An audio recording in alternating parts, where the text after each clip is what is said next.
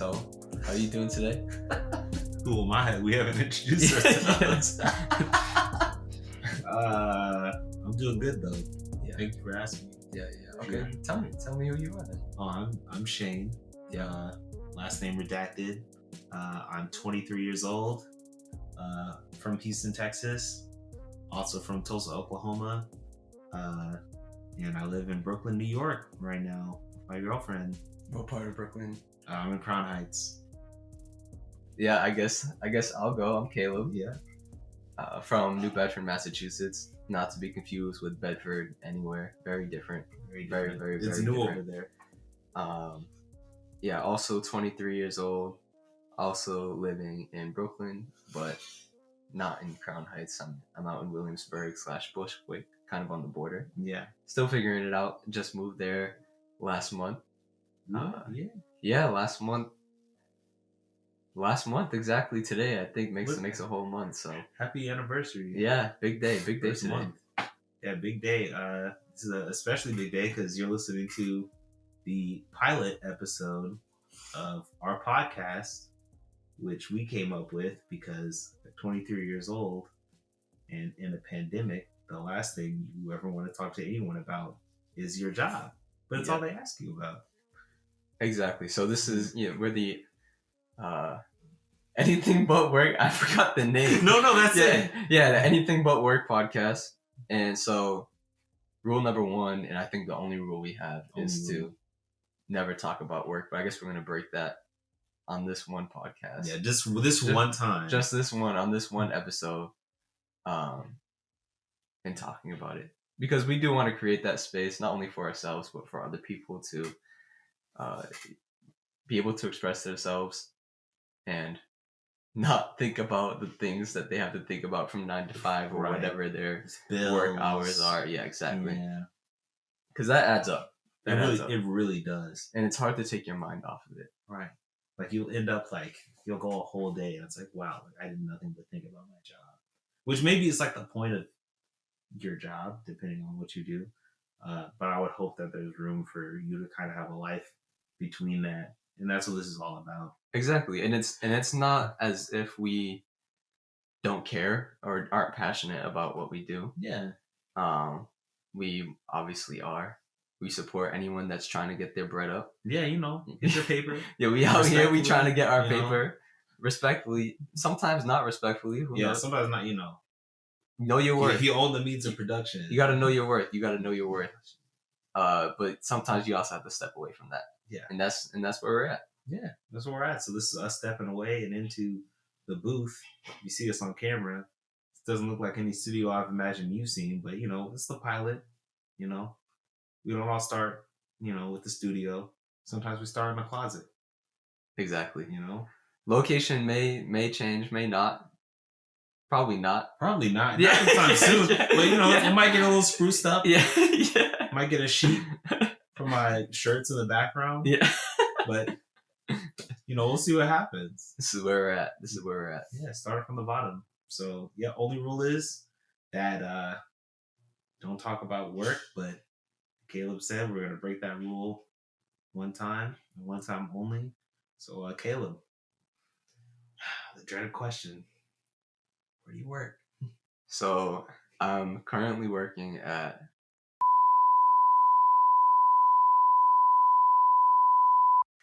and that's about as far as I'm gonna go because I don't want to talk too much about work. See, there you go. He's off to a great start. Yeah. He had to do it, but he made it short. You? How about you? Me, There we go. Yeah, let's go. Off to a good start. Keep it short and sweet. All right, so Shane, we're just moving on. How did we meet each other? That's a great question, Caleb. You see, it all started in the wonderful year 2012, the time that we thought the world was going to end. We were about 8 years off. But yeah, 2012, freshman year at Deerfield Academy, an elite boarding school for future, massive corporation owners, breeding ground for far right think tanks, and hate crime perpetrators. Oh man! But the mac and cheese fucking slap. The mac and cheese does slap. It does slap. The dining hall went crazy. But back when, well, not back when, they still do this. I imagine they do a much better job at what I'm about to describe. But when they recruit their people, their little brown folks, spice up the brochures. They happen to come through the Knowledge is Power program, the KIPP charter schools. Happen to be in one.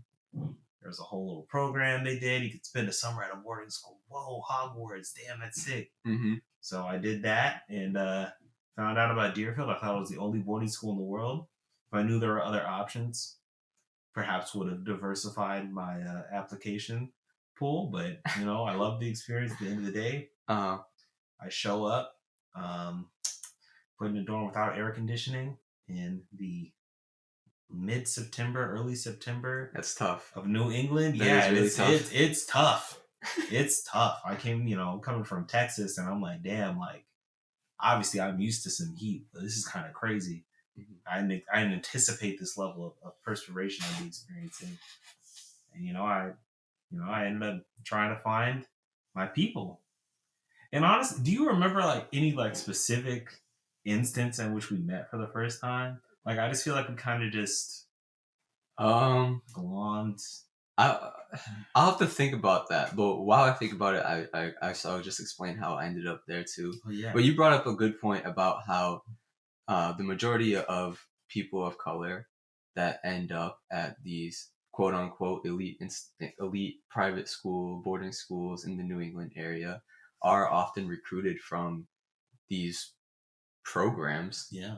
Such as KIPP or Prep for Prep or Prep 9, a lot of these New York programs, which makes it extremely, extremely difficult to actually get into these schools. Super hard. Most people don't even know about these schools unless you are in one of those things. I know when I started going to Deerfield and I would go back home, people would ask me, like, well, where do you go to school? I'd say, oh, Deerfield's a boarding school.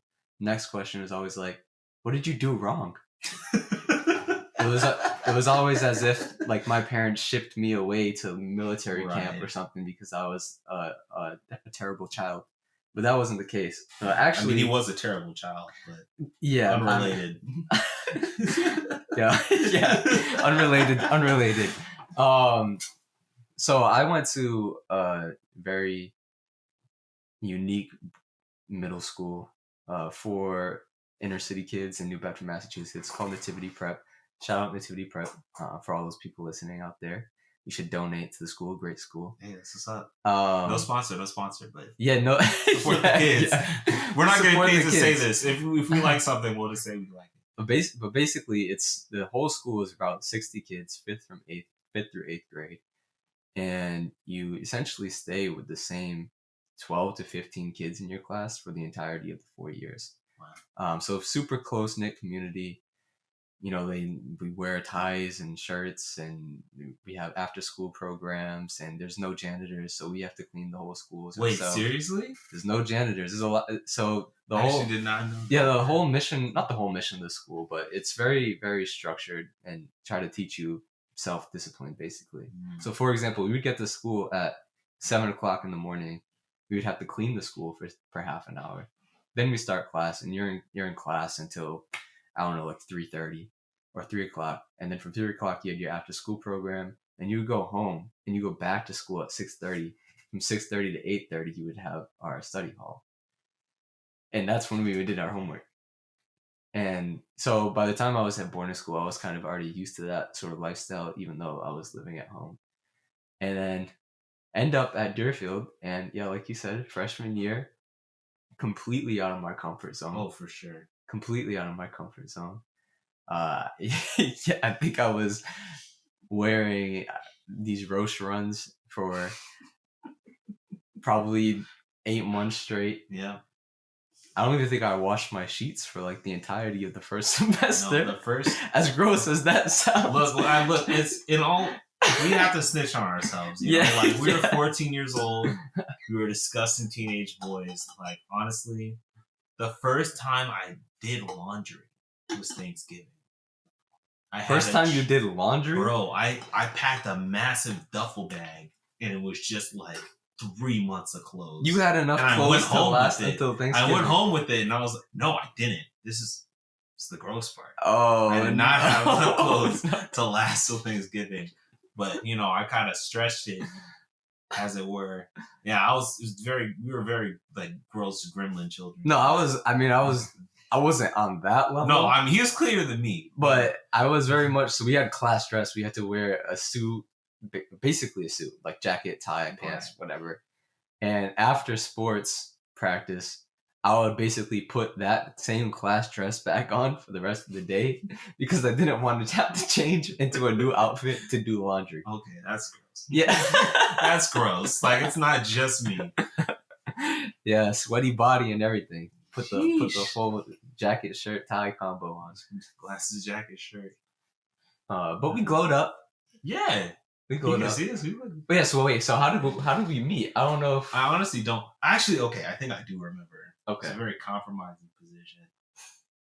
It's coming back to me now. All right, what is it? Okay, so I do remember a particular occasion where I was just in my room in the dark staring at my computer. As one does. Yeah, as one does. But you know, when you're 14, like that, it just looks kind of sus because you're like 2 of the 3 steps into like, if anyone just walked in, they were also a teenage boy. I feel like the vocabulary of that situation would be the dude's like about to do some like nasty stuff alone in his room. Oh, which was not the case.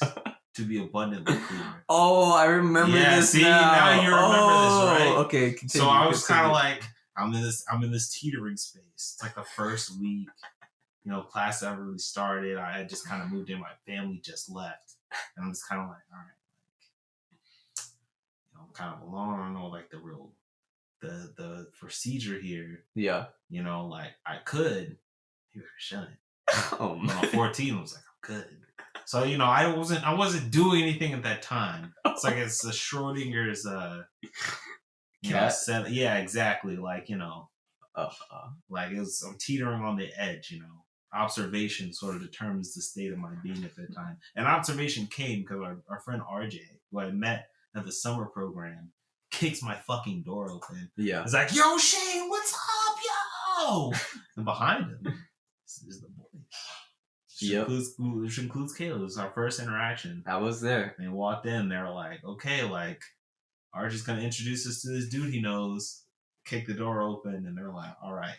Visually, I'm reading that this man is about to jerk himself off. So.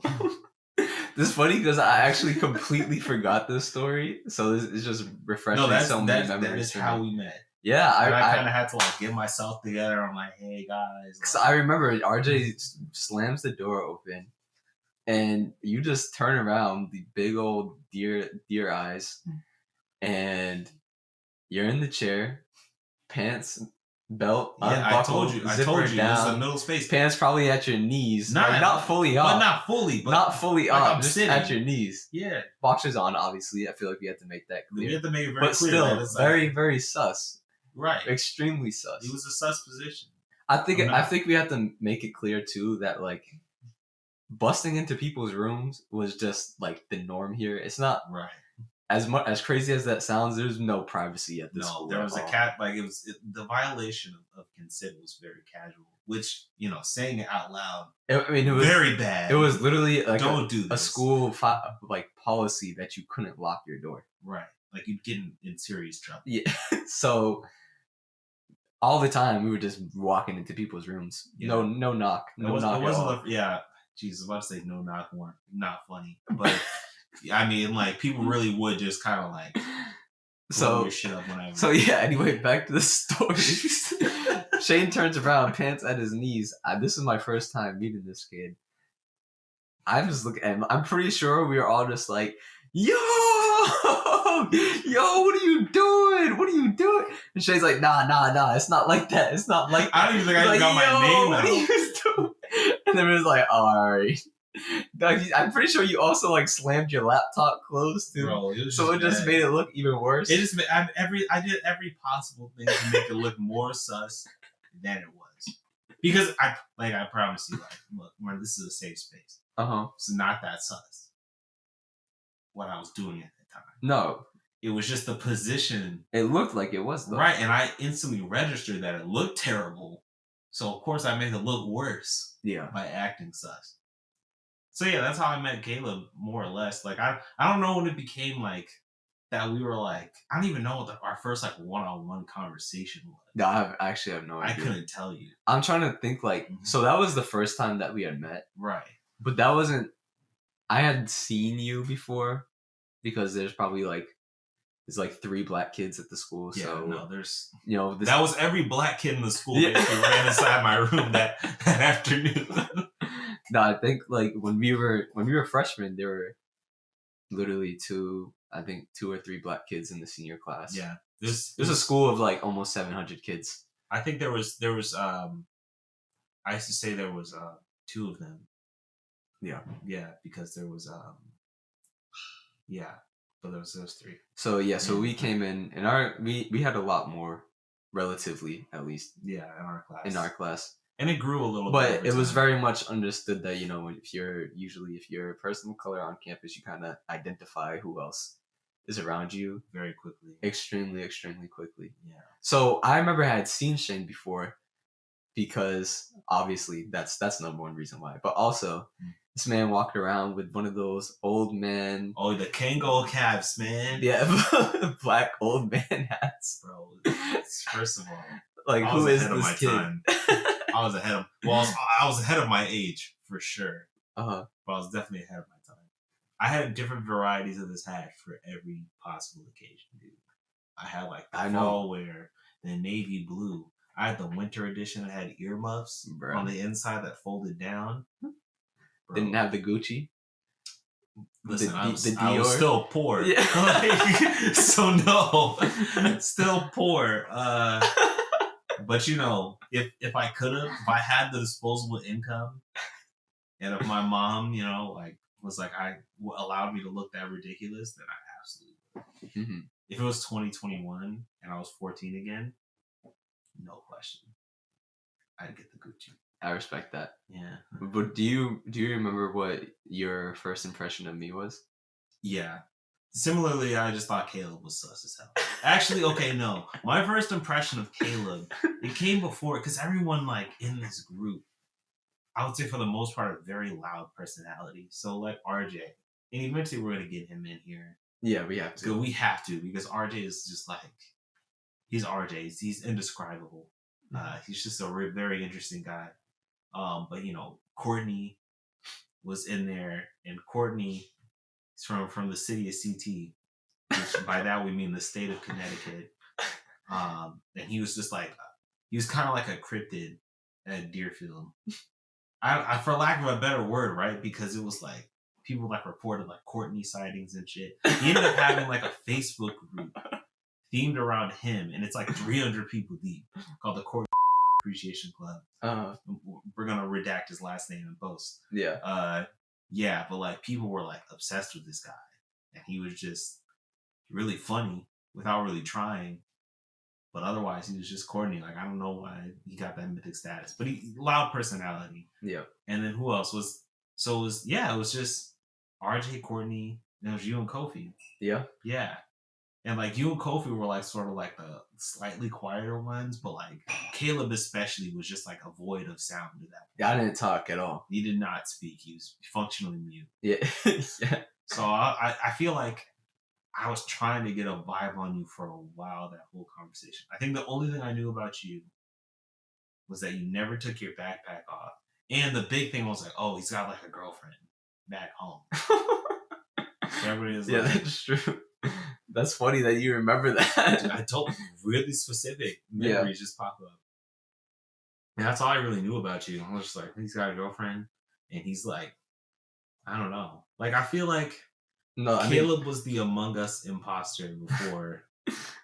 Like, no, like seriously. That's a good way to put it. That's a great way to put it. I mean, I will say, like,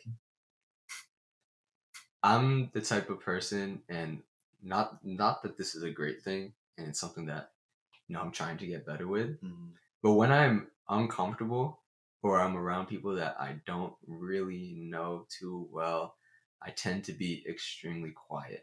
That's real. part of it is just me trying to feel out the situation, and the other part is me just being anxious. And I will say it took a very long time for me to actually feel comfortable at that school. And so I just didn't speak.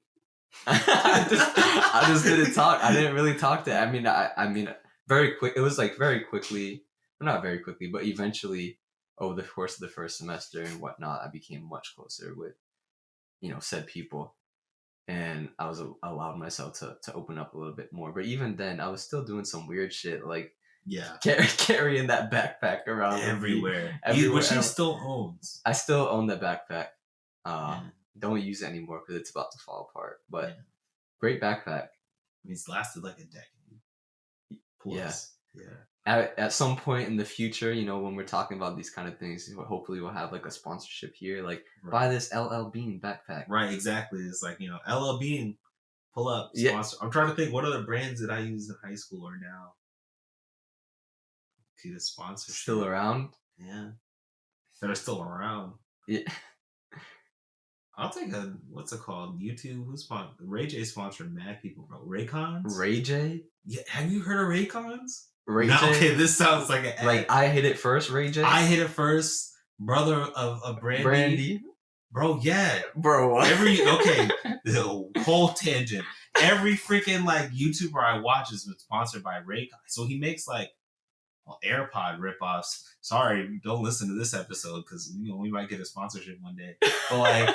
No, he makes like these AirPod ripoffs, and every ad's like, for half the price of premium earbuds, and they just look like little pods. They come like red and blue and stuff. Do they look like earpods? Yeah, I mean they look like. They're like the ones that like the dots. Like yeah, they don't have like the little thing. I think I've seen those. You've probably seen them. Like they're apparently really popular. Why, Ray J owns that company? Yeah, they're Raycons, bro. Ray J Raycon. Yeah, I was like, wow, good for Ray. Yeah, I hit it first, Ray J. That's news to me. Yeah, dude. I hit it first, Ray J. Wow. I hit it first, Ray J. Good for him, man. You leveling up. Gotta love when people elevate themselves and from a low point. Don't stick to one box. Right. You gotta go on and live your life. Use whatever platform they were given for whatever reason they may have been given platform. Did he? Okay, who gave Ray J his platform? Because arguably, I feel like you could argue. Okay, what's the argument? Ray J put Kim Kardashian in a position to blow up. Well, that's a. But then also you kind of have to. I think it's a bold statement because that's a real bold statement. You'd have to know, which I can't know because I wasn't in the room. I haven't even seen the tape. I haven't watched the tape. I don't know whose idea it was to release that into the world. Okay. So because of that, I can't really say, okay, well, who put who on clout-wise? Because, I mean, she was already, like, Paris Hilton's, like, best friend. Like, she's already famous. Yeah. But the controversy, successfully spiraled into the Kardashian Empire. And now, the Kardashians and their biracial spawn are well on track to dominate our pop culture for the rest of the time. Yeah. I mean, regardless of who put who on to who and who else and whatnot, I'll say both Ray J and Kim effectively used the platform they That's very true. That's very true. To elevate themselves. Because that could have been a footnote. And now he's got his Raycon. Yeah. And Kim. I mean, the Kardashian family is basically the royal family of the United States. That's how we follow them. That's a great take. I honestly say it's kind of like you can't argue against it. Like you couldn't convince me otherwise. The way that we follow their every move. I mean, also they just been on reality TV forever. So at least for like Kendall and Kylie and all the new babies, like literally their whole life has been on screen. All they know. So I can imagine when they get older, people are gonna still be talking about them the way people kind of talk about Prince Harry and Meghan Markle and all them. Yeah. I don't think they could successfully. I don't know if they'd even have the desire to leave the family in the way that like Meghan and Harry did. Yeah. It's not like 200 years of, racism. No. It's kind of like 12. Yeah, and it's like instead of your parents being a racist king and queen, it's Travis Scott. Right. And Kanye You know what I mean? Like, yeah. the Kardashians get a lot of shit. Like, they did and not... Tristan Thompson. They did not destabilize Africa. Yeah. Like, we... as the royal family... the Kardashians were just kind of like living their lives, getting... They didn't destabilize Africa, but have you heard of the Kardashian curse? Okay, they destabilized some NBA careers. They destabilized... they may not have destabilized Africa, but they definitely destabilized some African Americans out here. That's... Again, I can't argue against you. So, again, the parallels with the royal family continue, you know? Yeah. I don't even know how we got to this point, to be honest. Because we were talking about Raycons. We were talking about sponsorships. Yeah, but how do we start talking about the Raycons? Because I was talking about stuff we wanted. Ella Beanbag, your backpack. Oh, yeah. See, look how we retraced the tangent. See, back to school. Back to school.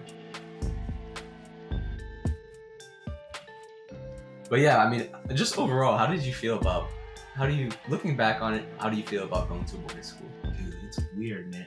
We talked about this, like, a couple weeks ago. But, like, the Zoe 101 question. Yeah. Where it's kind of like, and, like, even before you were like, you know, I tell people I went to boarding school, they're like, shit, what did you do? Yeah. Because, like, I grew up watching Malcolm in the Middle. I know there's that whole, like, recurring storyline where his older brother got sent to military school. Exactly. And it was just kind of like torture. So you always think of it as kind of like this evil thing.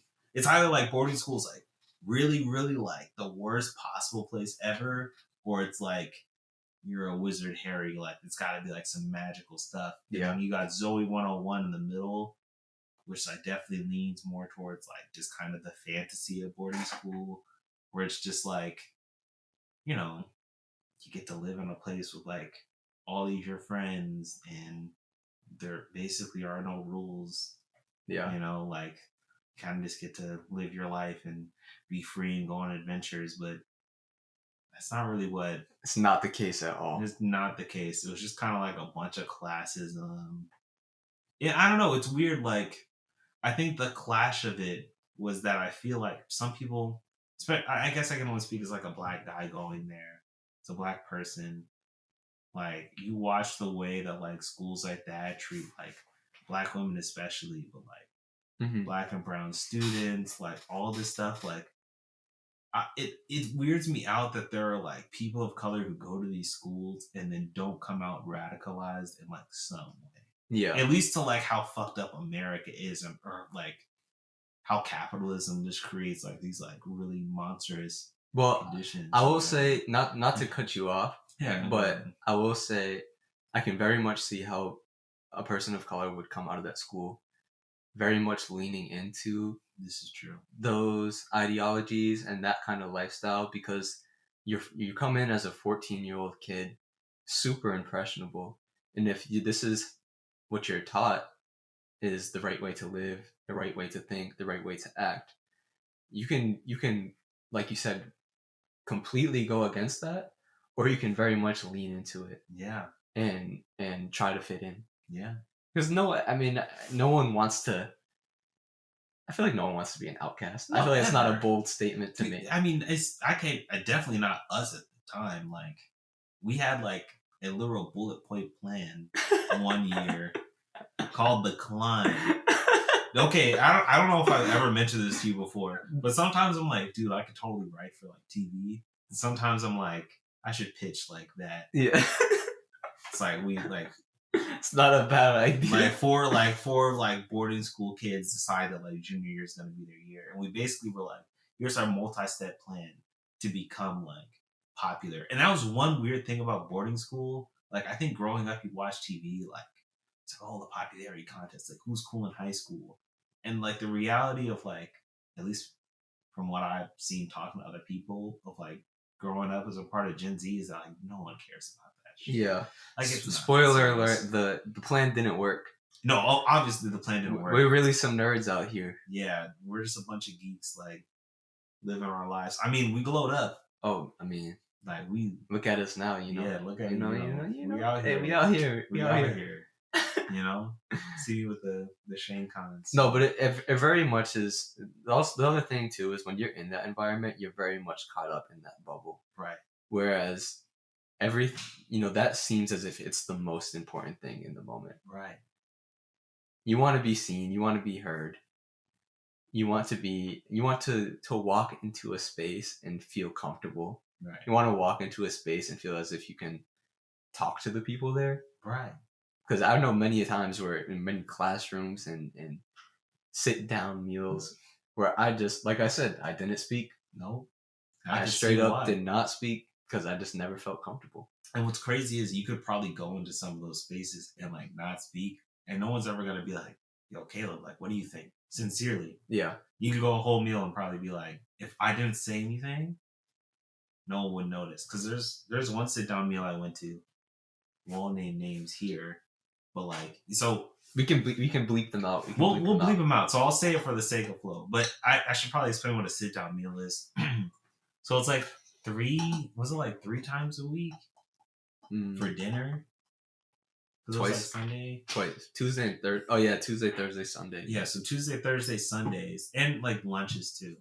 Like it was like a formal sit down meal. So like they basically assign like every month or so you would rotate to like a different table staffed by a faculty member. And it's like you and a other random group of students. And like one person would be assigned to be like the first waiter. So you have to show up early, set the table, get the dishes so everyone can eat.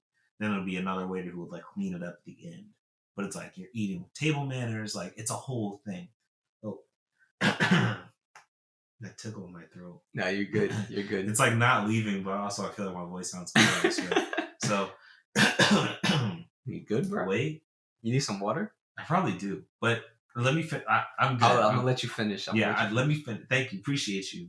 So, see, Kanye, bro. I feel like this is a Kardashian podcast, like on the low, real sneaky, like. But yeah, basically, you just have to do like meals like that or whatever. But you're captive at the same group of people talking for like weeks at a time. Yeah. And like sometimes these people like really suck. Like more often than not. Like they were just trash. So this one girl, I remember like a conversation about affirmative action started. And she's basically like, God, like I hate that like all these schools are like this, including Deerfield, where it's like, you know, all these kids who like don't deserve to be here are like here. And I'm sitting like right next to her. Yeah. And it's like, what do you say? Like, I'm 14, right? Like, yeah. If I'm 23 years old, I'd probably be like, okay, like, I'm going to fuck you up now. Verbally, of course, you know. Don't want to catch a case, especially someone who can literally buy me. All right. Like, no, I don't have a sell price, but you know what I mean? Like, these are wealthy people. But, like, it's just like, how much do you think you cost? Oh, honestly? Yeah. Okay, first of all. Yeah. You'd have to make like a list. Like, okay, listen, everyone has a line that they want to cross. I firmly believe that. When people say they don't have a price, I'm like, yeah. Like, trust me, like my whole thing, I hate the objectification of human beings. But okay, money changes things. Yeah. For people. Yeah. As a material means of making things happen. Is that a good thing? I'd say no, but if I had a price. But it is the reality. It is the reality. So if I had a price, it would have to be a price that would secure what I find to be my goals as a human being. Okay. Before I depart this earth. So it would be securing a good future for my loved ones or potential loved ones that I would create, my children. Yeah, that's fair. So, you know. That's a cute answer. It's a cute answer, right? So, like, now I feel like I'm about to lowball it. Yeah. I was about to say 30 mil. 30 mil? Come on, 30 man. mil. You can make that. You can make that yourself. You don't gotta sell yourself. Where am I gonna make $30 million from? Come on, you can make 30 mil. All right, I'm just gonna get all that Ethereum. I've been sitting on all pandemic. Psych, like. Okay, so how much are you selling for? There's gotta be a B on there. There's gotta be a B on there. 1,000. At least a B. At least one B. At least one B? At least one B. What would two B's even be? Minimum. Big billion? That's 2 B's? Big ballin'. What's more than big ballin'?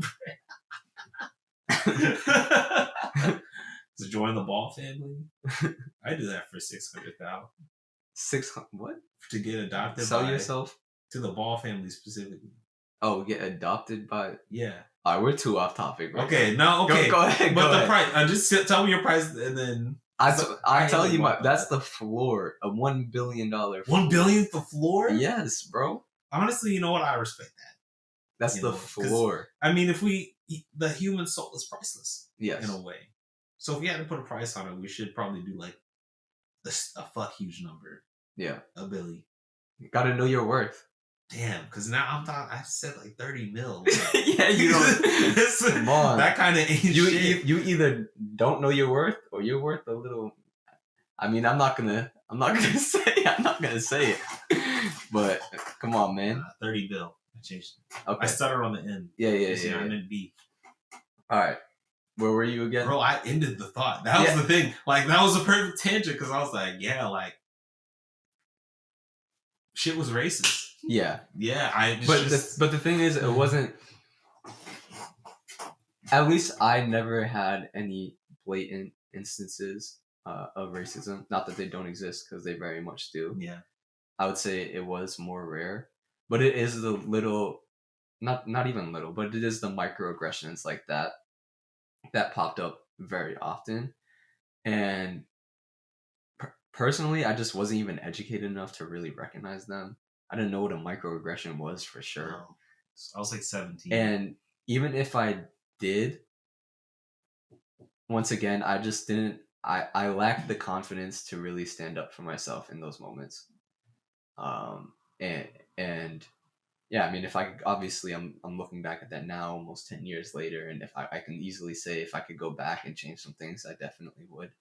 But I can't, and I learned a ton from it. Yeah. And I don't know. I just hope all the kids that are in those situations today have at least a little more people that they can go Please, to. dear God. We had one black teacher. Yeah. At least when we started. Yeah. He was great. I saw an interesting tweet the other day it just asked, when was the first time you had a black teacher? Or not a black teacher, a black male teacher. That's a huge one. Because there's a big difference, unfortunately. A big difference. And, not to harp on the job. Yeah. But, I am a teacher. I'll actually get specific. I teach 8th grade. And, I'm like the only black male teacher. Not the only. I'm one of very few. Mm-hmm. And that's all I'll say about it. So, speaking to, my experience, not as an employee, but as a student, I didn't have many growing up. I think I had one in 8th grade. I had my first. I had to think about it for a long time, and I've had one black male teacher and all the way through college, and it came in my junior year in college. That's actually insane. Yeah. Dude, actually, now that I think about it, college,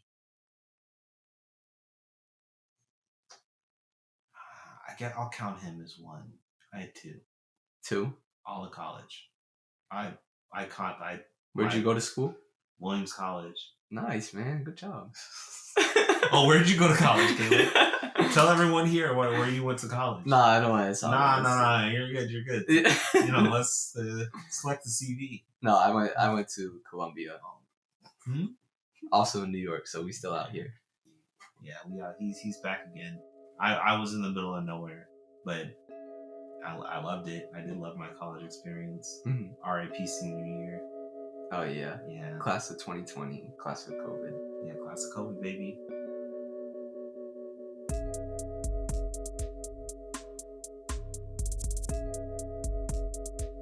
Should we move on to? Oh yeah, this one. I'm actually kind of scared of this. The topic? The topic? Let's do it. So, rap Mount Rushmore. Rap Mount Rushmore. So there's been a trend I've been seeing recently, mm-hmm. where they put up a picture of Mount Rushmore and it's like, who's on your mountain? The most famous celebrity interaction I've seen with it is somebody posted one, and it was Drake, Jermaine Cole, yeah, and the real is back. The Ville is back. Flo Bananas here. Yeah, it was Jermaine Cole. Jermaine Cole and Kendrick Lamar on the mountain, and the fourth spot was unoccupied. And so somebody posted that, and I think it was LeBron was like, LeBron like reposted and was like, yo, like, gotta be like Future. Mm-hmm. And then Nicki Minaj like replies to that. And I was like, wow, I never thought I'd get the opportunity to alley-oop with the king himself. But you know it's Queen Nicki Minaj, baby. Let me help with the shot there. So that was the presumptive one. So I was thinking we talk about like that one. Like if we just took those three as a given, who would be the fourth? And this is for the 2010s, by the way. Bro, oh, this is we gotta be specific. Yeah. 2010s. So I mean, who's the fourth spot? If we took those three as the given. Can we talk about some candidates first before I give my answer? For sure. Let's get a list going. All right, so just some people off the top of my head when kind of thinking of this was definitely Nicki Minaj. For sure. Future is up there. Okay. I used to. We'll come back to it. We're not debating it. So, all right. Yeah, keep going. Kanye is up there, and I feel like I have to provide a little more context on this one, which I will.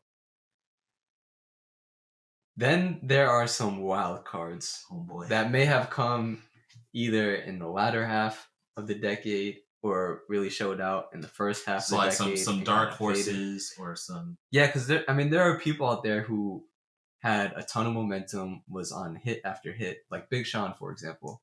Very early on. Interesting. In his career. And he was kind of in the same realm as the Drake, J. Cole, Kendrick area. Honestly, they're probably like neck and neck. But he kind of just fell off towards the latter half. I mean, when did he fall off? That's so many stuff we're going to be like, I can tell you exactly when Big Sean fell off. But like what year? Because I'm trying to think.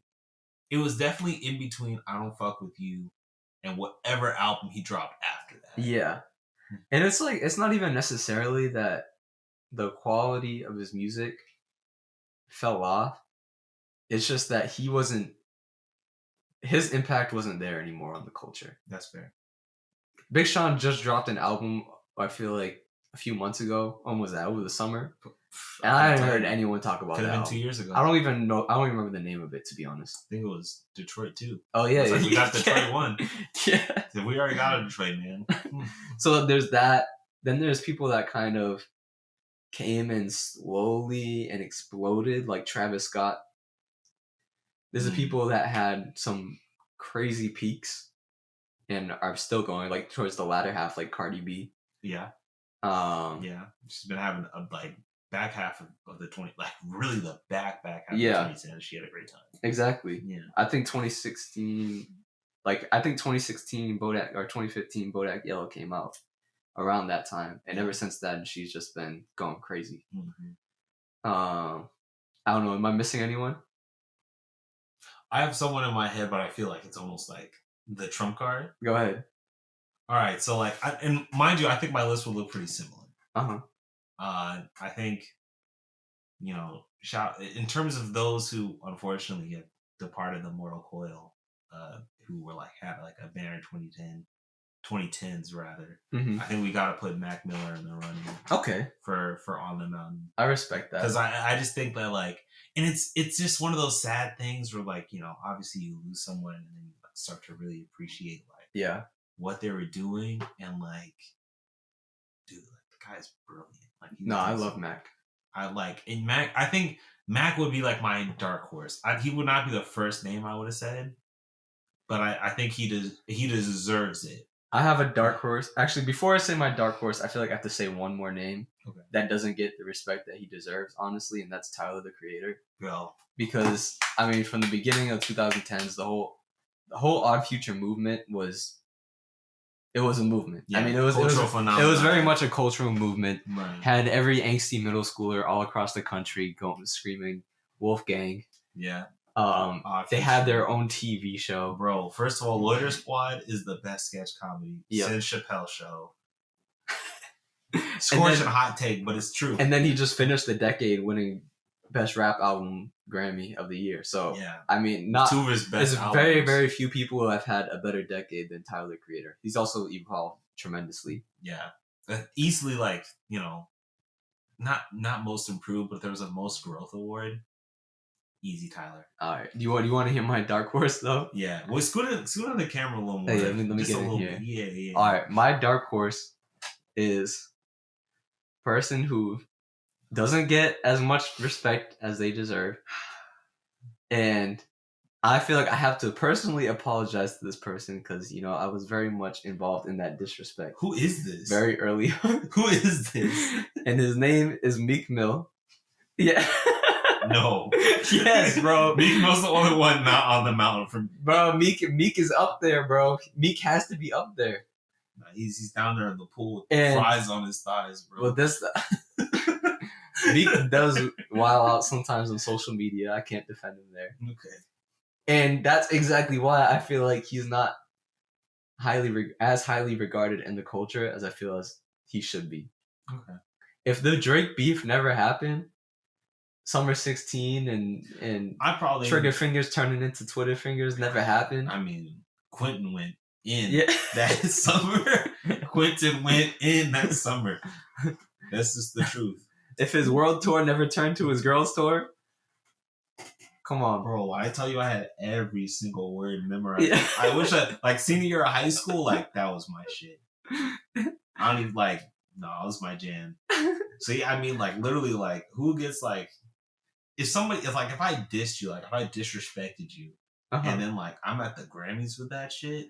Yeah, I mean, when a diss track turns into an actual anthem, a hit, a real hit, it's hard to come back from that. Yeah, and I guess I respect that.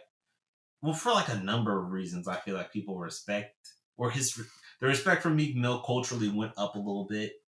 Well, a lot. Because I mean, that was going on right before his whole thing with being in jail and everything. Yeah. I mean, real shit. Props to him. Yeah. Prison industrial complex is some bullshit. He shouldn't have been in there in the first place. Facts. Yeah. So I feel speaking about for him, but then he got out and I was like, oh, good for Meek Mill for about 6 months, and then the fries picture showed up. And I was like, all right, bro, all right. Glad you're out, bro, but some change. Plus, also, Dreams and Nightmares is a classic. Oh, iconic. I mean, if we're gonna, because I think Dreams and Nightmares alone is enough for a nomination. Yeah. But I feel like if we have to look at the number of pure classics, then I think Kanye's on the nomination. Well, yeah, I was having this discussion at some point earlier this week, and I hadn't even considered Kanye because when I immediately think of Kanye, I go to his very early albums. Fair. Which all came in the 2000s. Mm-hmm. And then my friend pointed out to me, My Beautiful Dark Twisted Fantasy, 2010, Yeezus, 2013, The Life of Pablo, 2016, Yay, 2019. Even what is it? What's the Jesus album called? Oh, Jesus is King. Yeah, I was about to say Jesus is the one, not a Kanye album. Yeah, Jesus King. I think that was same year. That's what. That span of albums. Come on. Yeah, it's hard to match up with that. It's hard to match, and I don't even like the last two of them. Yeah, but he's kind of. I mean, he got at least two classics in there. Though. He's got at least in Life of Pablo and My Beautiful Dark Twisted Fantasy. Right, those are both pretty excellent. Yeah, even the Life of Pablo, which went through the weirdest album release of all time. He was editing songs on the album when it was already out. Bro, I'm still I'm still mad about he never fixed Wolves. Yeah. Well, the Timberwolves had a great season or whatever. I think after Life of Pablo, so he fixed them. But I don't really like when he changed Ultralight Beam. You would think adding a word to it. Wait, which part of the song did he change? Oh, remember he changed it.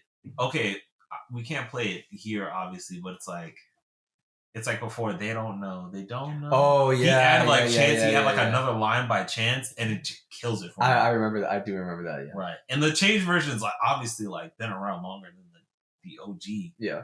But I just don't like it. No, that's fair. That's fair. But this is he's a perfectionist. So I feel in the 2010s, he basically was releasing the albums that he most had his hands in. Yeah. So I don't know. Like you just really like I don't know if there's any music outside of maybe like 2014 Forest Hills Drive that came out in the 2010s where you just know that like yo like this like they put their fucking soul into Jermaine. this. Cole. Yeah.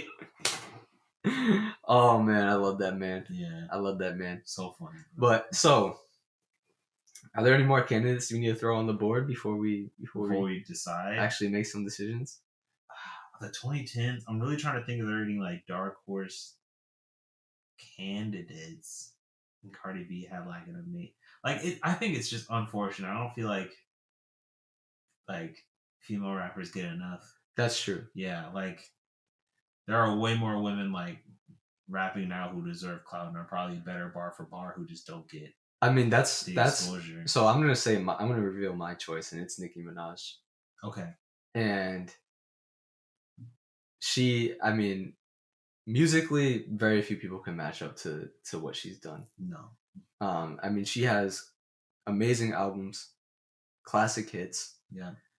The numbers that she's done as a Black woman, basically untouchable in rap pop space, pretty much unprecedented. Mm-hmm. And she's maintained that success for an entire decade, which is also extremely difficult to do. Yeah. As a woman, where you're often judged by your appearance, unfortunately. Yeah, and it's like so much is like I feel like a lot of like surface level critique of like Nicki's work is like, oh, like you know, she's putting like her body out there or whatever, blah blah blah. And it's just like, I mean, she can do whatever the fuck she wants. Like, yeah, she can do whatever she wants, and she's gonna out rap all you dudes. That's what I'm saying. She's gonna rap. She's gonna out rap every single one of you guys. Because I mean, she'd probably be like my pick. Like when I saw like the whole like LeBron thing where she's like, "Oh, I'm gonna alley oop you right here." I was like, "Yo, she's right." Yeah. Even like given the setup of the mountain as they had it, like I feel like there's kind of always kind of like these natural pairings of rappers. So we probably call like J. Cole a contemporary of Kendrick Lamar. Yeah. Like, they kind of work in the same space together. And, you know, if you're going to have Drake, like, if K-Dot is to J. Cole as Drake is to, like, it's Nicki Minaj, bro. Like, yeah. It's really not a question. They came up at the same time. And the Young Money, they both dominated the decade, like, throughout. Like, and then not only did she have all of that success on her own, but you're not going to find a lot of people who have had more influence on the music industry than Nicki Minaj. No. Because, I mean, you already spoke about it with 2010s. The Cardi B's of the world, Meg Thee Stallion, Sweetie, you know, all these women rappers who are really dominating the charts. Nicki Minaj paved the way for them. Yeah. All these niggas are her sons. Yeah, that's facts. In her words. That is facts. Big facts, bro. We want to have any. So who are you picking? No, honestly, okay. Like I'd say Nicki. You gotta pick someone different. Okay. If I have to pick someone different from you, yeah. Like, you know, I just want to give her her flowers. Yeah, to be clear. But because also one last thing I'll say about Nicki Minaj is that as much love as I was just giving Kanye, like her verse is easily like off Monster is probably like the best bit of music that he made in the 2010s. Yeah. Or that he was even tangentially involved in because she stole that shit.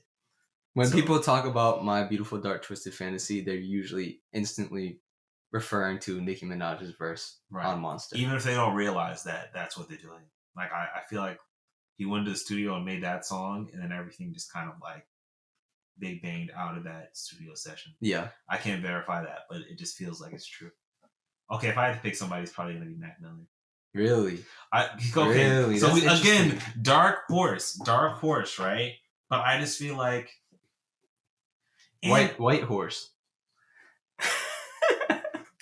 White horse, baby. White horse. All right, keep going. Yeah. No. Okay. Yes. Yeah. My white horse pick is Mac Miller on the Rap Hall of Fame, and he's on the Mount Rushmore for the 2010s because the dude just kept going. Like, first of all, like the ridiculous amount of music that he made. Yeah. Is like, It's just kind of awe-inspiring. I keep finding like new shit that he did, Yeah. and like the kind of artists he was collaborating with. Like I found out he did a song with Sid the Kid from the Internet, just like my favorite band. Like I don't know, he was just like doing a lot of like really creative things. And I think of all those artists in the 2010s, I feel like obviously it's hard to tell if somebody's peaked before you've seen their value. Yeah. So like, well, okay, I think Drake is peaked. That's I'm fair. just gonna. I mean, we'll see what happens with Certified Lover Boy. But... I mean, dude, like tore his ACL and then was like, "Yeah, I'm not dropping the album." Like, it's not your basketball season, bro. Like, it's also no disrespect at all to say Drake peaked when his peak is higher than anyone will ever feasibly climb. Yeah, you know, commercially, and I mean, artistically, he did some great stuff. I mean, Quentin has been writing some fire. Okay. This. I will not have Drake slander on this podcast. I'll have zero Drake slander. This isn't Drake slander. I'm saying I will have zero Drake slander. Art is collaborative. This is the part of that conversation that I will never ever understand. Like Drake was introduced to YMCMB, Lil Wayne, all those people as a songwriter. Right. He is known for just being incredible, writing songs, writing hooks. He can choruses, whatever verses, he can do it all. To the degree that, I mean, no one else can. Rapping is different than songwriting. It's real hard. Drake can write a song. Yeah. Why does he need Quentin Miller? Bro, the question isn't does he need Quentin Miller, bro. I think about it. Like, he doesn't. So that's why you would have him around. Well, not anymore, clearly. Somebody else. Yeah, okay. Quentin is just a pseudonym I'm going to give to whoever is doing the bars these days. Look, I'm just saying, Dr. Dre doesn't write his own shit. Dr. Dre is an amazing producer. That's what he does. Okay. Dr. Dre has produced some fire.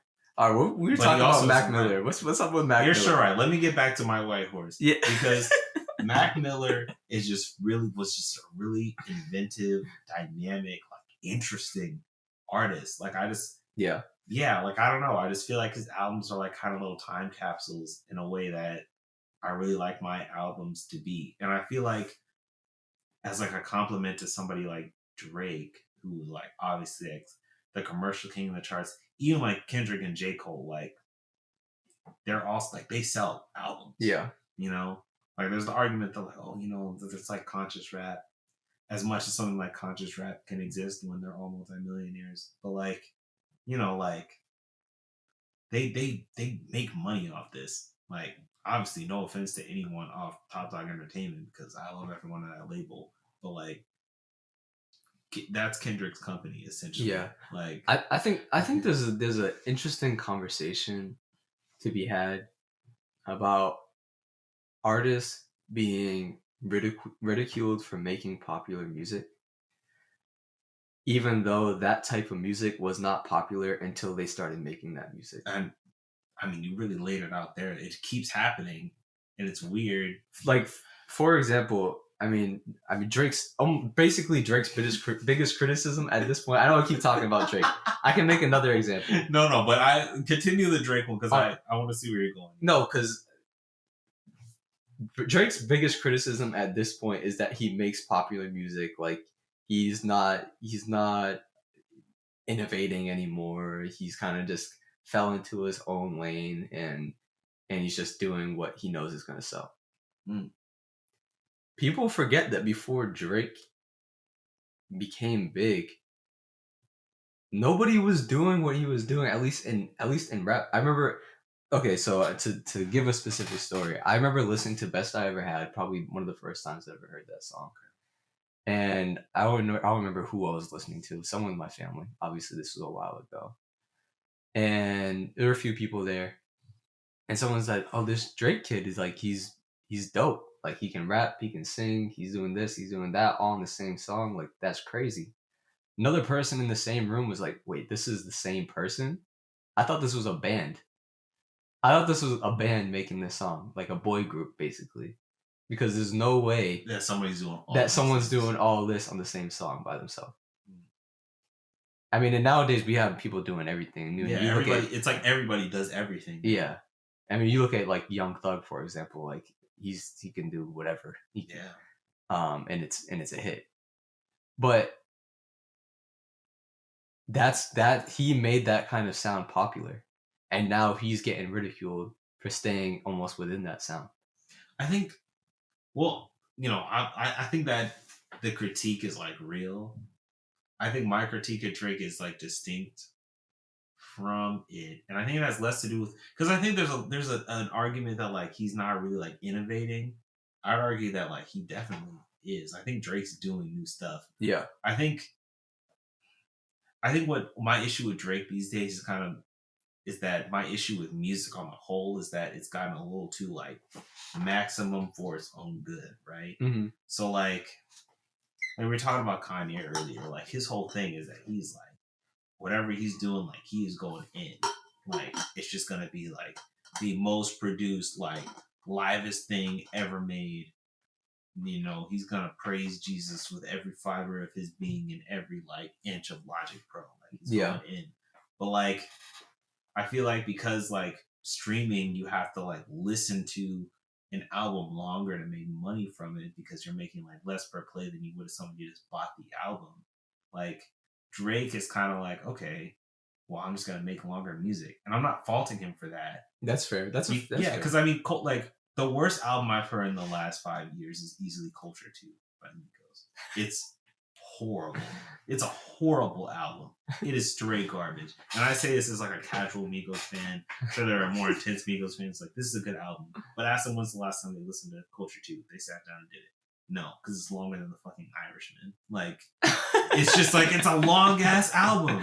So like, I don't like when Scorpion came out, I'm like, dude, why is this so long? Yeah. Like there's so many songs here and it's just like, I'm sorry, I don't want to hear all the Lucy's, bro. Like I like sometimes when an artist would just drop something on SoundCloud and that's where it lives. I give you that. It's not going to be on an album. And I feel like Drake's kind of like, well, people want everything.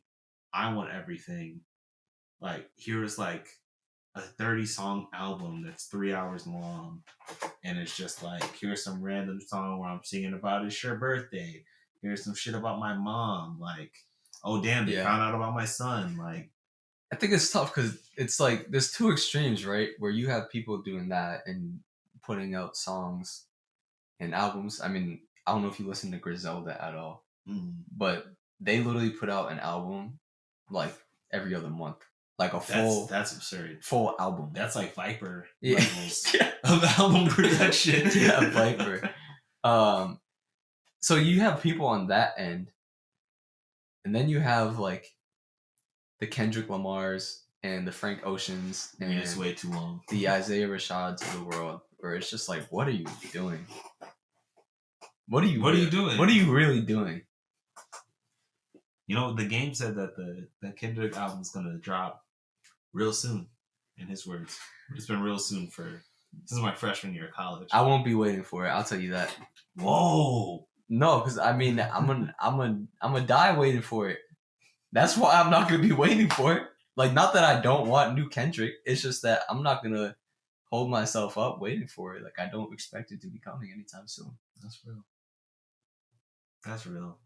Yeah, it is like the two extremes. Like, I mean, there's some cases where like I'm just going to accept that there might be like, oh, I might just never hear music from you again. Yeah. You mentioned Frank Ocean. I don't actually expect to get like substantial new music from him in this decade. And also, I mean, like, it sounds in this decade. The decade just started. But he's gone. Like, I think one thing is that like, so like, tragedy. Notice like, I think it was like last year, like his brother died in a car accident. Oh yeah, that is true. And like, I think it was kind of like a moment where I had to step back because like I was that dude who like I watched the live stream of Endless, like the visual album he dropped. Yeah. Like live, I saw him build that staircase to nowhere. Like I downloaded the bootleg. I was known like freshman year at my school. Like I downloaded Blonde and then like gave it away to you still had that when we were in high school. You already had that. Yeah. No, I was a big Frank Ocean. Like I would say the first time I really listened to music, like it was Channel Orange. Like his music was really important to me. Yeah. But like I think I take a moment and step back where I was like, wow, damn, like real life shit happens to these are human beings who happen to make something I like, but they don't really owe it to me to keep making stuff. Mm-hmm. So like I feel like I had to kind of step back and be like, there's some artists who I might not like hear music from, and like that's fine because you're creative. Like it's not always going to be a constant flow. You can't just be the Migos and be like, well, like Offset's going to carry this album no matter what happens. So, we can make 60 songs. I mean, Rihanna owes us an album. She's the only exception. Where is Rihanna? She's the only exception. I mean, we know where she's at. Like I 100% support what she's doing. She actually this week she was the second artist all time to be featured on the Big Four for Vogue magazines. Bro, does she count as an artist? Second only to Rihanna's an artist. She's not only an artist, but she's an artist. Yeah, she makes art. But second, she don't make music. The first was Madonna, and the second is Rihanna. Okay, that's pretty dope. Good for her. She's doing great. I mean, Rihanna is like the definition of like good for her. Yeah. Like, she's living it up. I love that for her. I love that for her.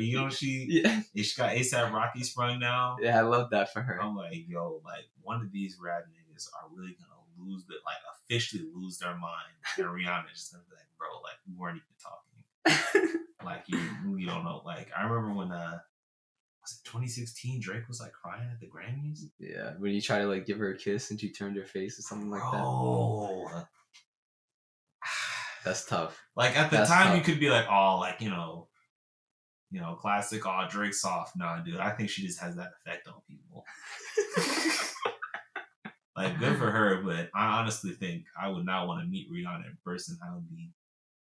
You would fall in love? No, I would fall in love. Love at first sight? No, I'm very happy in a loving relationship with my girlfriend.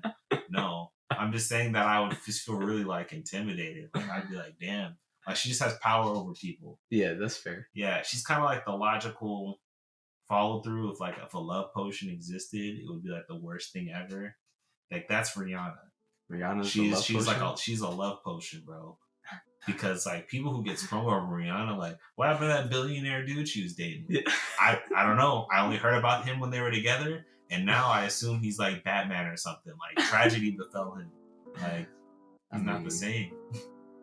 Yeah, I mean Drake went and hit his kid after that.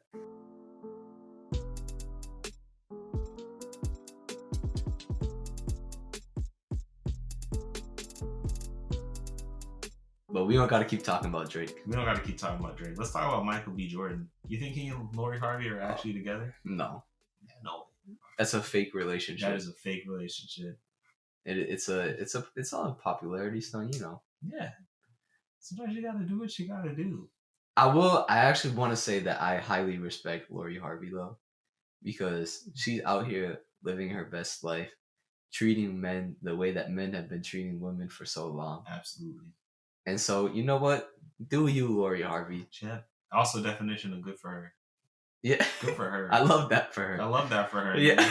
Like, yeah, Michael B. Jordan. Bro, like, good for you. Good for you.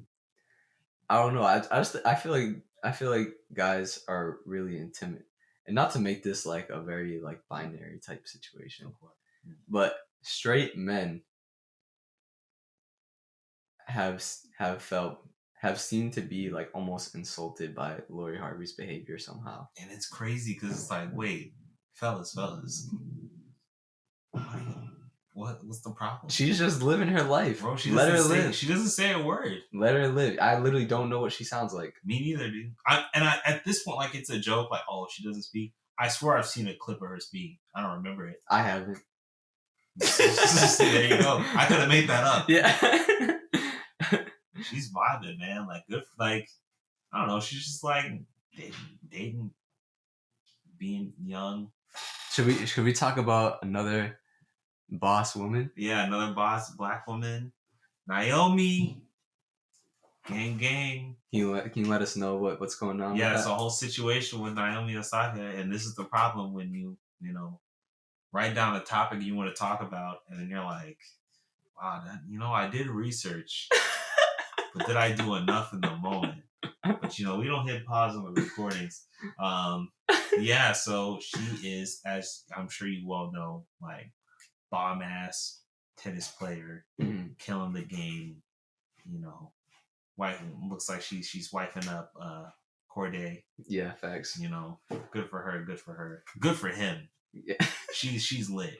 But yeah, he's definitely the one coming up in that relationship. For sure he's coming up. I'm surprised he's gone that long. I'm like, yo, same haircut, bro. Yeah. Jay's at Wimbledon. Okay. But speaking of, she basically, I forget the name, it was like the French Open tournament, for tennis, that she announced that she was going to be taking any interviews for the sake of her mental health.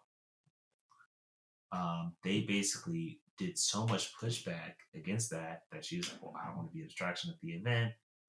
This whole thing is just becoming way bigger than it ever had to be. Yeah. And she stepped out and is not. I believe specifically they actually fined her and threatened to disqualify her from the tournament. Yep.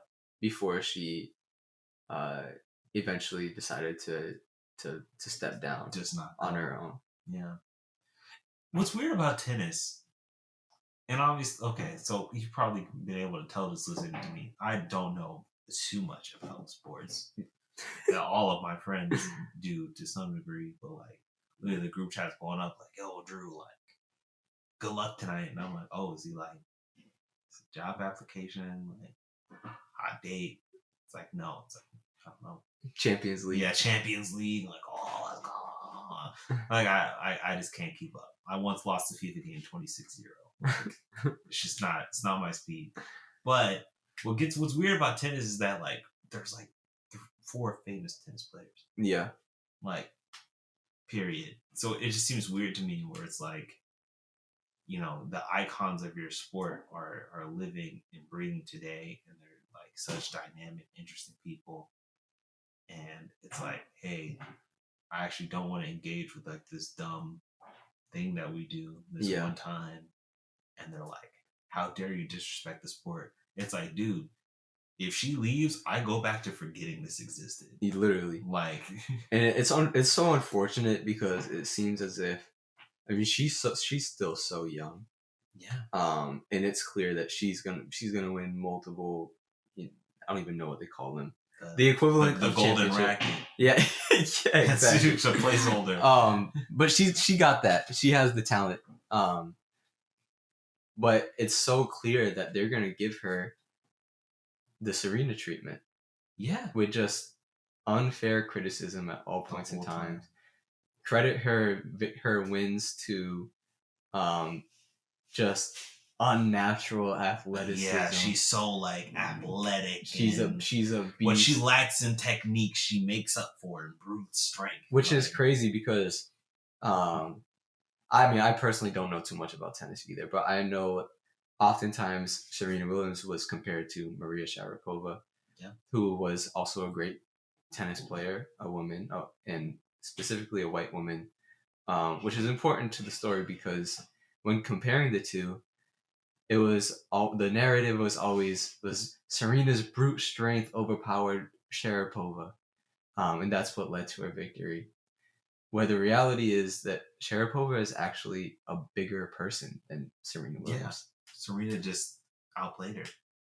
She got outplayed. Yeah. You like, dude. No, Serena worked hard for her shit. Give her flowers. Like, easily probably one of the most, like, bar for bar. Not even bar for bar. Like, medal for medal.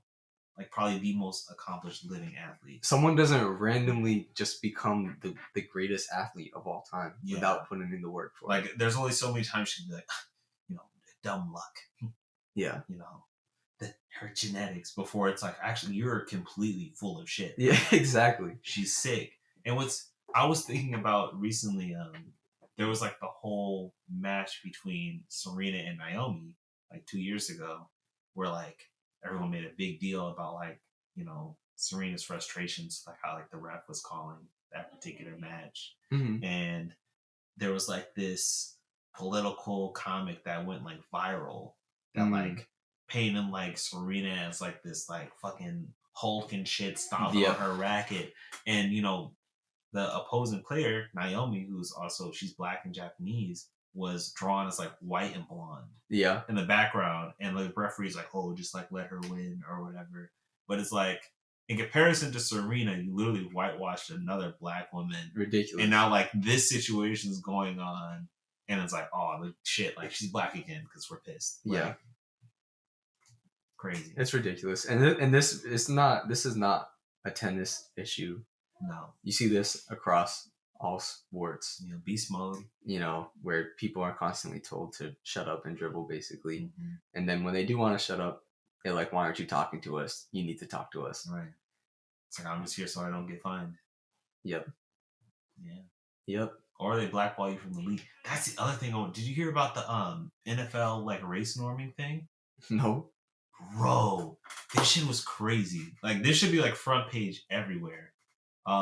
Basically, the NFL has officially announced they're gonna get rid of race norming when it comes to like cognitive analysis. What's race norming? I don't know what that means. So I learned what it was when I heard about this, but basically, you know, everything was CTE in the league, like people finding connections between like playing like in the NFL or like football and like eventual like serious brain trauma, like leading to like, you know, Alzheimer's and all this neurodegenerative stuff. Yeah, like all of that.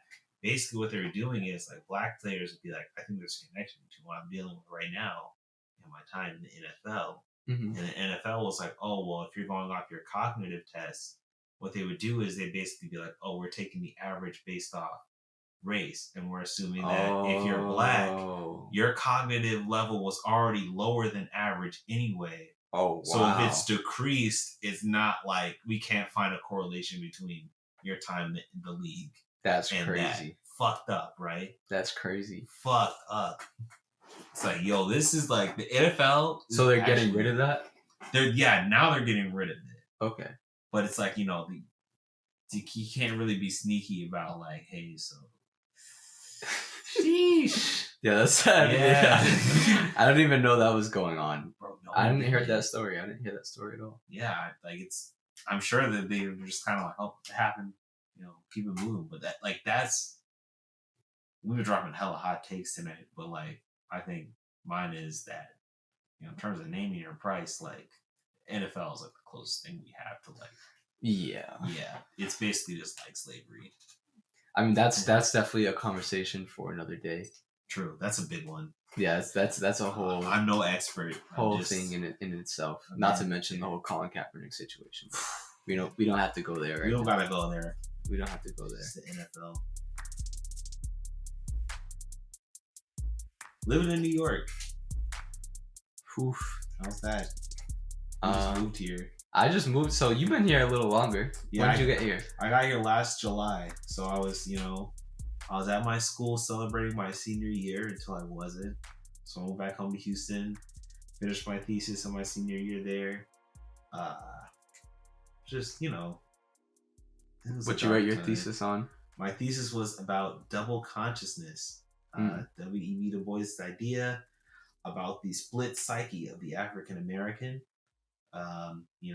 Where one half of us is kind of like, American. We're citizens of this supposedly, free nation for all. But then there's this obvious tension with the fact that we are recently, at the time, recently freed slaves. Mm-hmm. And, considered non-human as sort of like the foundation of the democracy that we lived in. And so, like, how does that tension sort of manifest in all these ways? And he's really talking about Reconstruction. The idea got really popular for a while in academic spaces. I kind of think it kind of got railroaded into the black bourgeoisie stuff. So, people talk about it a lot with like college experiences, like, our experience at boarding school or like predominantly like white colleges or just white spaces. Like, you become hyper aware of the fact that like you're a part of that space, but you're also black, and like that tension creates like problems. So I kind of wanted to expand it back out to say like, how do we imagine like black futures with this tension? So I think there are kind of three ways that we struggle with it in the States. There's like kind of the fight for reparations, which is, more of like the continuing of like a recent thing.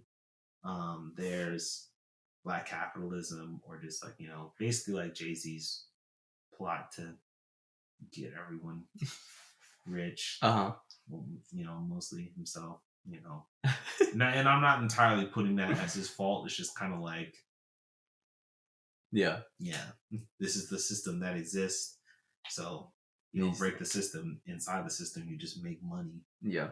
And then the last one is just like talking about like fights for social justice, especially as directed by a black woman like Erica Garner, daughter of Eric Garner, who sadly passed away not 2 years after him.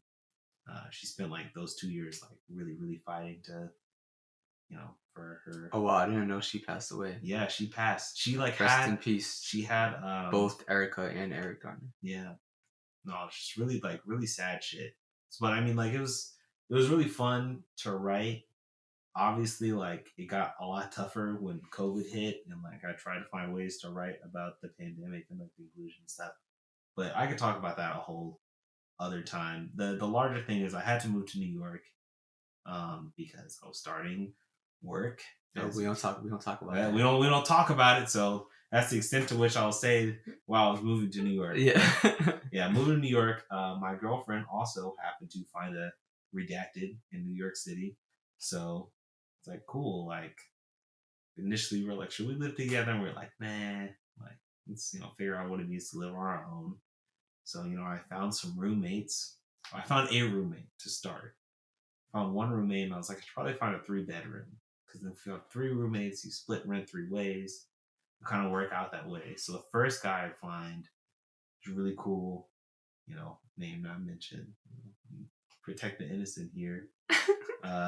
After you already name dropped mad people. I name dropped mad people. Yeah. I'm so bad about this. Yeah. We're gonna censor all the names after the fact. But yeah, no, he was like all right. Seemed like a cool enough guy. So, we were chatting off Nooklin. It's a good app. I actually need to delete the listing for my apartment off Nooklin. It's still on there? Bro, yeah, I get messages like twice a month. Yo, like I wanted to restarted this place. I'm like, dude, 9 months ago, it's too late. Yeah. Ben found like that dude moved out. But yeah, so like I eventually sort of like found a space with that guy. He was like touring places while I was back home.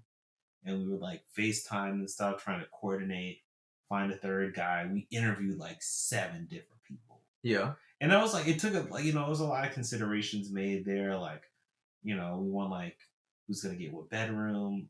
I somehow finessed the biggest one. I still don't really know how that works.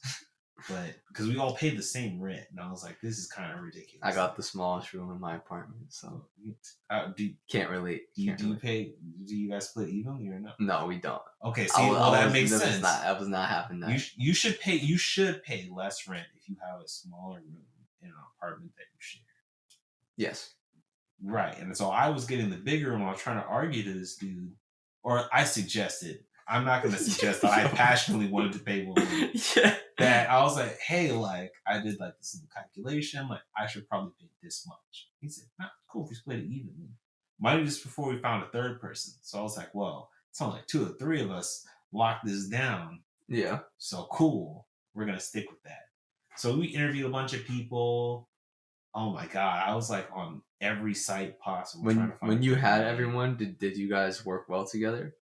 Because this is you had never met these people. I'd never met these people in my life, no. And it was like my first time, like really, really living with strangers. Boarding school and college, it's kind of like, yeah, everyone's new. Yeah. But like everyone's new. Yeah. And you're trying to make friends. Yeah. And you're trying to. Like you're going this with the intentions that you're going to like. And there's a much bigger pool of people that you can meet. So if you're not friends with your immediate roommate, you can go down the hall or to the next building. And here in this panini, it's like, no, you're not going anywhere. Yeah.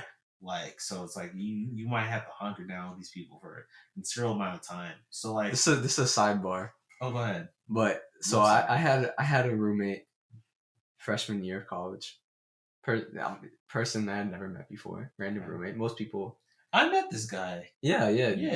He was a great person. I'll say that.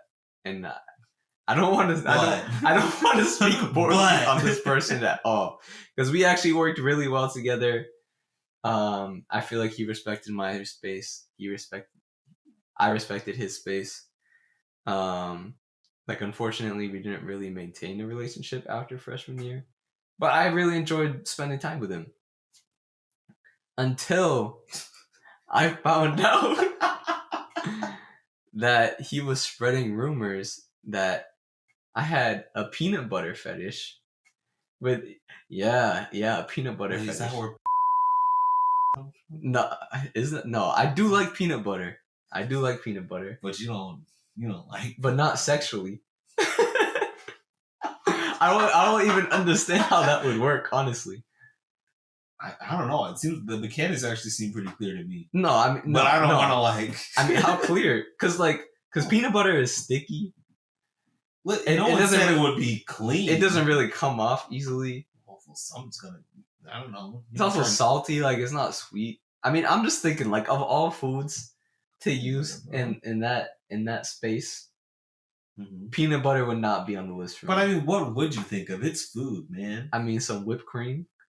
That's a little basic, but okay. I mean, what would you? That's basic. I'll take whipped cream. I don't know. What would you pick? Cherries, bro. I don't know. I mean, okay. Cherries. I think we're both thinking of like it's involved. Yeah. What are you thinking? Well, no. He was talking. He was saying like he started over that peanut butter was like your. So I was thinking like.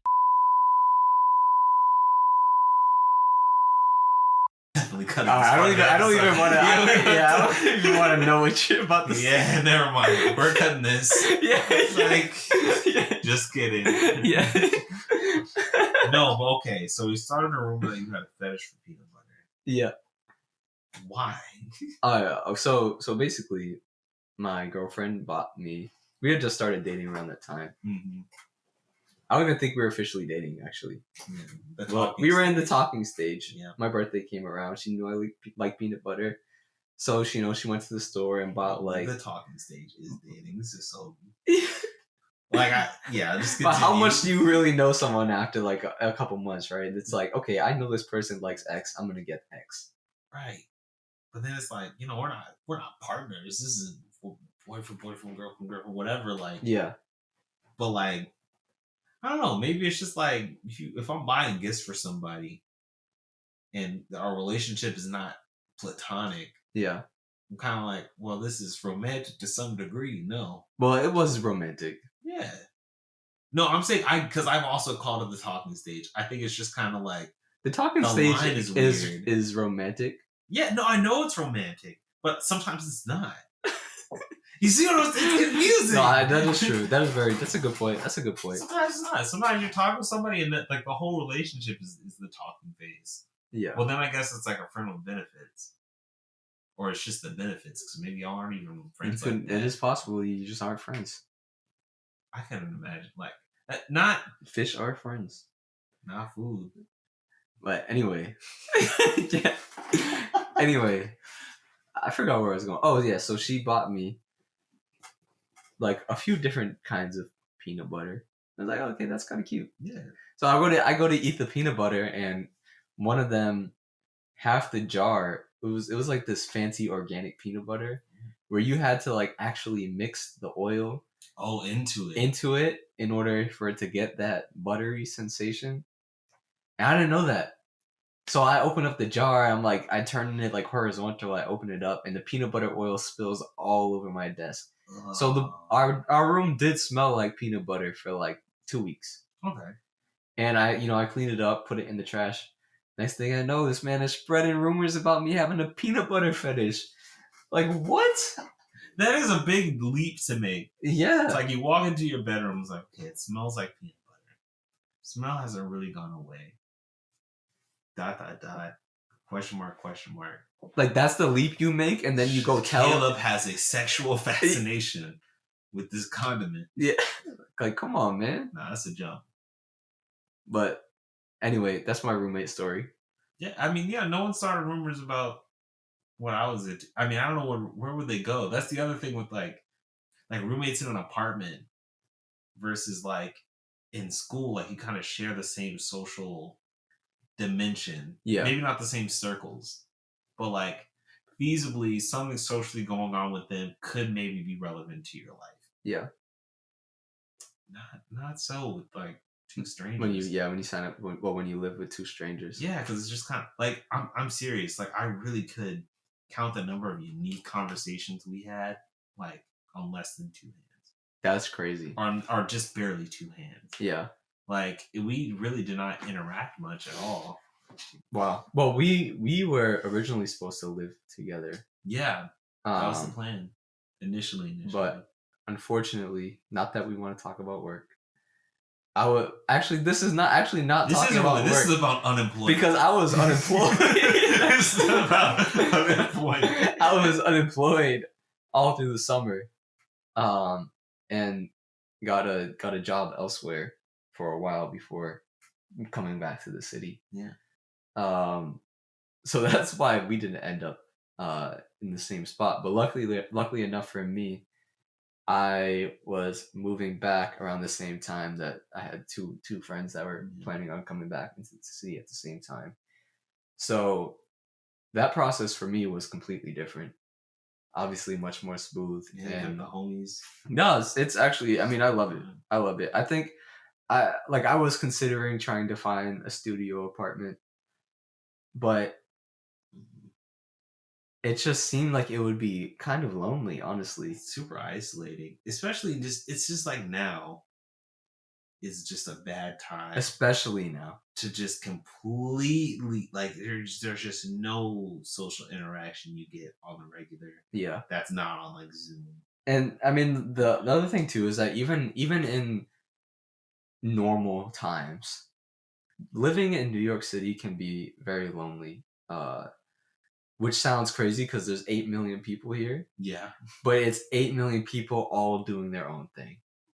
And so you can hop on the subway with hundreds of people, be on the bus, a crowded bus, walk home, go to the park, do all these things and constantly go to work, or not go to work. But you're constantly surrounded by people.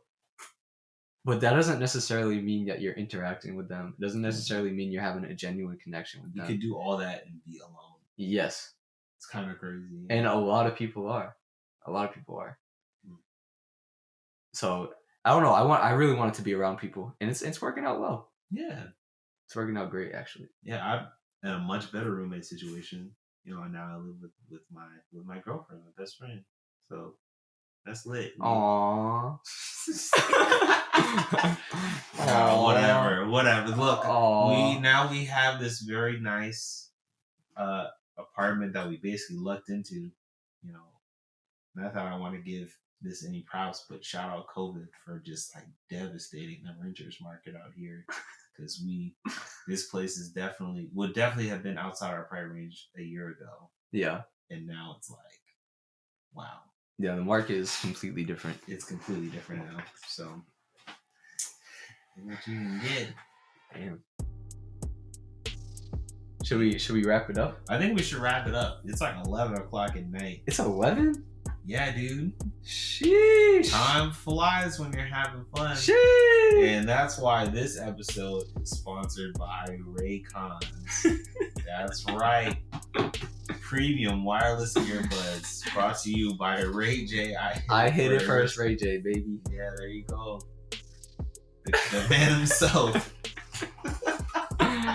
All right. Well, yep. Any last sign-offs? No, I mean, that's a wrap. Episode 1. Hopefully tune in next week for the next one. Yeah. We don't have a set schedule at the moment. Nope. It comes out when it comes out. We also have to edit this because, dear God, wow, so many flubs on my part. I'm like, you're gonna have to get used to this me going down. Yeah, that's fine. Wow, that's tangent. It's episode 1. This episode 1. It can't get any worse from here. This is the part you save. This is in a supercut like 2 years from now. Like, it got so much worse. When you're getting canceled? I'm not, listen. When you're on the Shade Room getting canceled, okay. I'm not gonna say anything here because I just feel like it's just too powerful to jinx. Yeah. Let me just say that people have been getting canceled for centuries, and it's way better than it's ever been if you really think about it, because niggas just used to get exiled, bro. Yeah. Like, sorry, like people are like, this is a witch hunt. Like, no, this is not a witch hunt. This is a witch hunt. You're not talking right now. You're on fire. Stake through your heart, bro. Like, it's fine. And I'm not gonna say anything crazy. Yeah. No. Also, like, last thing I want to say is because we have been joking about like sponsorships, Yeah, and like being on the shade room or whatever. Like, we're not doing this to try to blow up. Like, this is very much a personal project. yeah. It's just two guys And so, shooting the shit. Whoever's listening, we love you. If you're not listening, we still love you. Yeah, thanks. I hope you listen when you can. Yeah. When you feel like it, maybe listen to this years in the future, and it's like, wow, that was pretty fun. Or you can be like, wow, that was trash. Either way. Yeah, it's like, oh, this is garbage. Either way, bro. you still listen. You know, if I get on the Mount Rushmore of shit podcasts, like, I'm on a Mount Rushmore. Not that you want to do that, because, you know, they destroyed an indigenous monument for that. Land back, people. All right. Yeah, peace. Peace out. Peace and love.